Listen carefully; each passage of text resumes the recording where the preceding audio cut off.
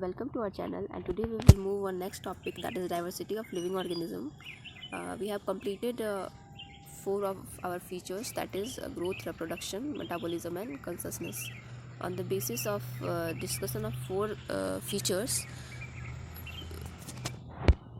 we have given a new definition of living organism with trick rises means regulating, I say interactive system, and S say stimulus, E say evolving, and from next S it will be self replicating. तो ये हमारा new definition था. आगे हम देखेंगे कि diversity of living organism क्या है, कैसे है. डाइवर्सिटी में तो मतलब तो आप जानते हैं ना कि डाइवर्सिटी मतलब विविधता, द डिफरेंस, वेराइटीज़.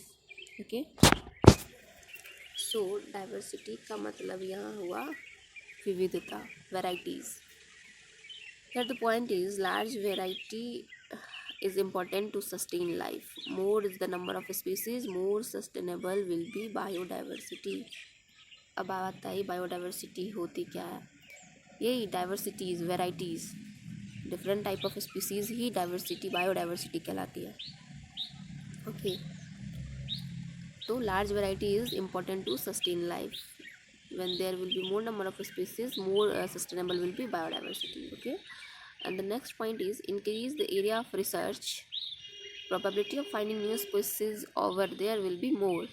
Means अगर हम एरिया ऑफ रिसर्च को बढ़ाते हैं, अगर मान लीजिए हम एक पार्टिकुलर एरिया में आज तक खोज रहे थे किसी स्पीसीज़ को, हमें वहाँ से जो मिलना था वो मिल गया, उसके बाद फिर हम उस एरिया को छोड़ के आगे बढ़ें तो हमें और नंबर ऑफ़ स्पीसीज़ मिलेगी और नए नए स्पीसीज़ मिलेंगे, तो प्रोबेबिलिटी बढ़ जाती है न्यू स्पीसीज़ को पाने की.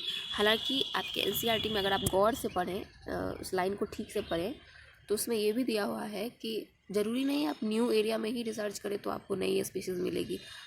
ओल्ड में भी मिल सकती है. ओल्ड में भी अगर फिर से रिसर्च की जाए तो वहाँ भी न्यू स्पीसीज़ मिल सकती है. सो यही था. नेक्स्ट पॉइंट है स्पीसीज़. कितने स्पीसीज़ हैं लगभग, तो आपके एनसीईआरटी में जो डेटा दे रखी है उसके हिसाब से there is 1.7 to 1.8 million species, in which 1.2 million are animals and 1.5 million are plants.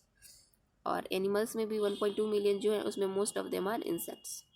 Okay, तो ये डेटा याद रखनी है, स्पेशली ये तो याद रखना ही है, 1.7 to 1.8 मिलियन.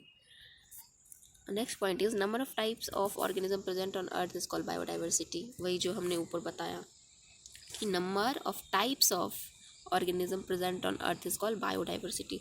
अब हम लोग जैसे ह्यूमंस हैं, ह्यूमन बहुत सारे ह्यूमंस हैं, तो उसको हम थोड़ी ना बायोडाइवर्सिटी बोलेंगे. ह्यूमन एक टाइप हुआ, ठीक है, जैसे आदमी हुआ, कुत्ता हुआ, घोड़ा हुआ, हाथी हुआ, जैसे भी, तो ये सब मिलके बायोडाइवर्सिटी बनाती हैं. ये नहीं कि 4 आदमी मिलके बायोडाइवर्सिटी, नहीं, आदमी तो एक ही टाइप हुआ.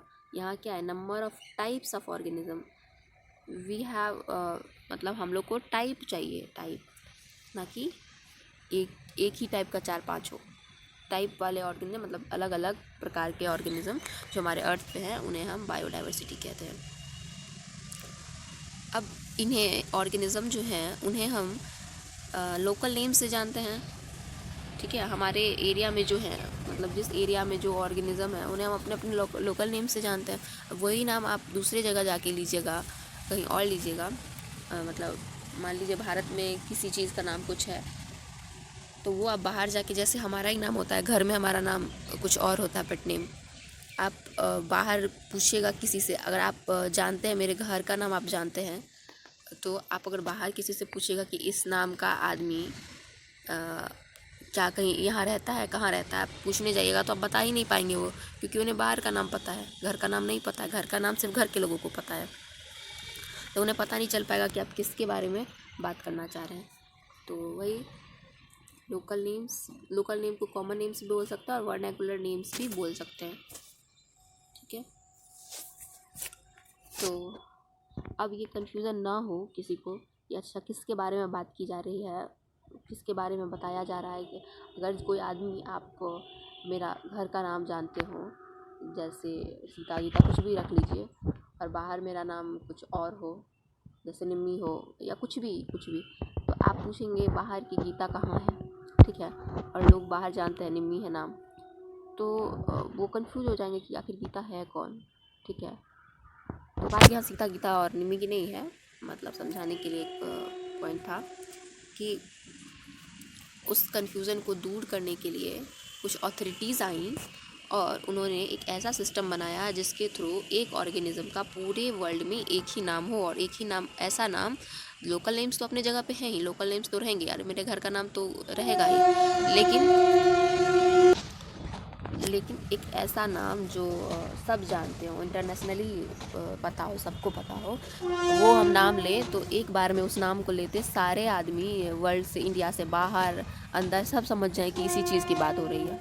उसके लिए कुछ अथॉरिटीज़ आए, प्लांट्स को नाम देने के लिए जो अथॉरिटी आया उनका नाम था ICBN, मतलब international code for botanical nomenclature, और ICZN था for zoological international code for zoological nomenclature. इस तरह से ये आपका यहाँ पे कंप्लीट हो गया। उम्मीद है बातें समझ में आई होंगी आपको। वैसे कुछ खास था नहीं समझने लायक इसमें।